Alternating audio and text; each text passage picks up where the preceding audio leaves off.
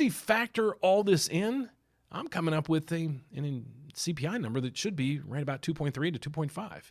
So the biggest news out today was consumer inflation. So let's take a dive into that. So here's what the headlines are saying. Now, mainstream media is going to come out and say, oh my, this data is flawed and this is we have to use what basically what we're given, okay? So let's get over to this. Here's where they're saying this is where the inflation is, okay? But they're talking about uncooked roast beef and coffee and ground beef. What about the two big components that they were just talking about, housing and energy? I also said over the last 2 years and even this year that the housing market would be completely flat.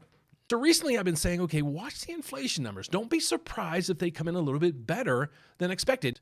So if you actually factor all this in, I'm coming up with a CPI number that should be right about 2.3 to 2.5.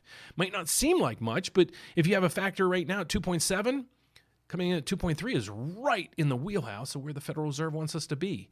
And then if oil and shelter continues to stay stagnant like we expect it to be, we'll be in the 2% range very soon. That's my expectations.